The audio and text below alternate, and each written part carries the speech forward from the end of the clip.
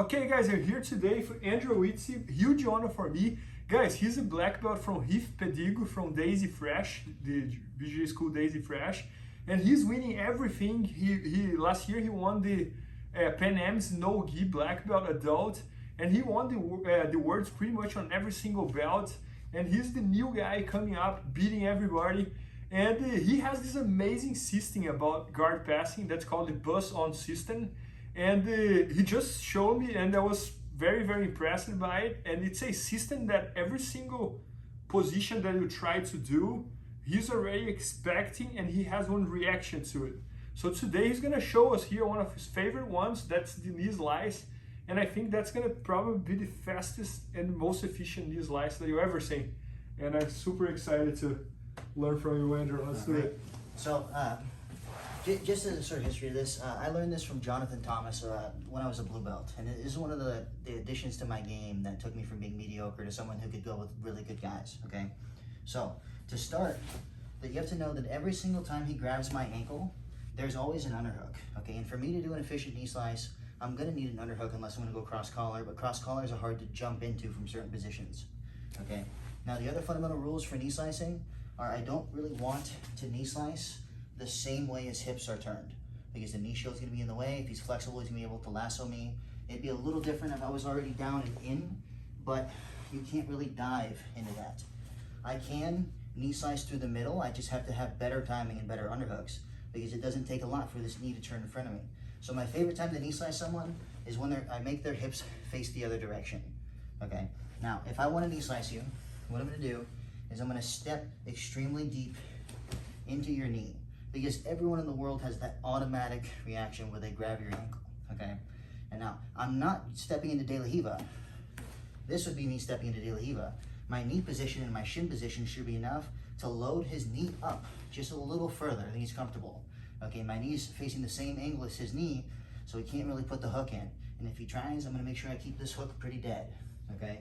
This other hand, I like to load his knee up. I do a lot of moving this around, because what I'm gonna do is when I go to start my cut, I'm gonna open it, and then to get a little more power into my knee, I'm going to push it under me and use that to propel my knee forward, okay? I don't ever cut out, okay? Because even if I land it, if I cut out, he has a lot of room to play with, okay? He's gonna turn into me, get his knees back in. It's hard for me to keep the underhook. I might be able to recover by going around his head, but then we're scrambling with good guys. So, I wanna cut up towards his shoulder, and I just wanna get my knee somewhere on the mat between his hip and his shoulder, close to his body, okay? So for the first millisecond of my cut, I have to keep my hand on his knee to stop the knee shield from just tracking me in, okay? And by keeping my hand here, his knee blocks his hand, and that actually helps me break that grip off of my hand, okay? So if you don't do this at the start, you're gonna have trouble. I teach it and people try to reach for the underhook too early, and like I said, then you're gonna get that knee shield in the way. So I open and start my cut. Now my hand rotates to where my forearm is blocking his knee. But it's not, I'm not leaning on it too much.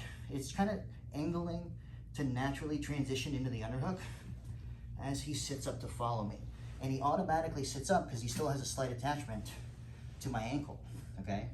So my hand's going here to here. I start to fall across because I shot my knee as hard as I could in front of me, okay? And I'm starting to get this underhook. My hand goes to the mat, here. As soon as my hand touches the back of his shoulder, this needs to be a sticky underhook, okay? A sticky underhook means I'm using it, okay? To either sit him up to me or to pull myself down faster and prevent the repummel. Okay, if you have a lot of underhook pressure, go ahead, repummel me. I can. You make it difficult for him to repummel. It's not impossible, it's much harder, okay?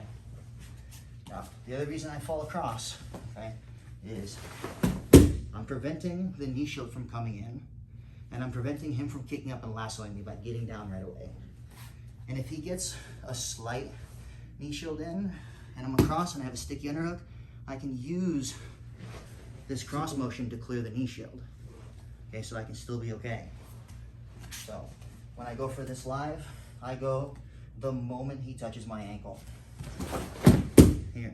Man, that's amazing. And I differentiate the entry from the finish, okay? the entry is what's going to let you do this. You can pressure finish anyone in the world with variations on how you pressure finish, but getting down to the knee slice, all my weight on my knee lines up underneath me so he can't roll me around, because if I turn it, bigger guys can roll you, okay? Active post, once I land, you can go all over the place. You could even double down on this underhook, okay? So you should be solid here. So I step in. Yeah, that's amazing. Yeah, that's great. So guys, pay attention to the speed that he gets. But I think you only can do that in this speed because you have the technique so I've precise. done this 30,000+ times. Yeah. So guys, that's like you gotta have the science in order to do that fast, and then Andrew has the science. So look how fast is this. So just something fun you can do with this. If they reach up and they grab the cross collar from De La Riva, and you start to lift me like with your foot. Man, that's amazing. I don't have to break the grip. It's unstoppable. I can use your lift to get my hip in front of me. I go for the knee slides. Oh, I got it. Man, this is great. This is great. So, Andrew, I really like not just how fast you can do it, but the precision of it and how much science you have behind this passing. And sounds like you have this much of science, and you have studied all type of passes in order to put together the bus on passing system, right? Yeah. So I'm less athletic than people think I am, and I have to make up for it by being technical. Otherwise, like someone like Ronaldo, if I just go with him and I try to physically match with him, he's gonna kill me. But if I can hit the pace he can't keep up with the precision, I can make him get a step behind.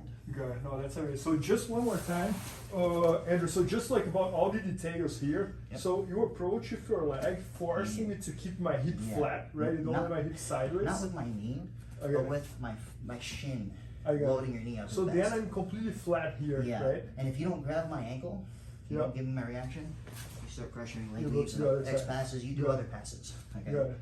And then if I control your ankle, you use your hand as a cup grip to open my leg. Yeah. What this also does is it helps me keep this foot out of play. Because you try to pull your foot back to get it back on my knee, and I have control here. Yeah, so you open, and I love the detail that you said that you don't want to do like a knee cut towards this direction. You want to go towards my shoulder, right? Yeah. So a fun variation too.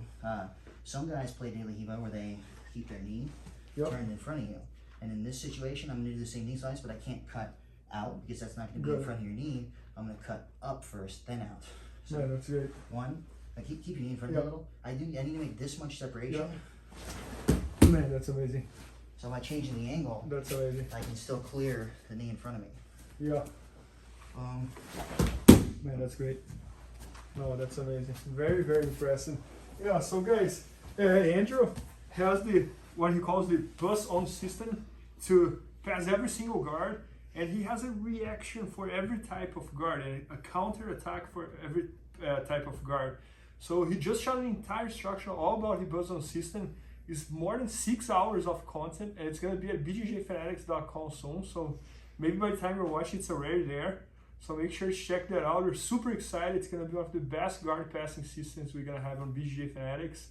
And thanks so much, Andrew. Thank you. It's amazing. Please help me out to grow my YouTube channel. Just click subscribe. And to watch more videos, just click under see more videos. I hope you enjoyed.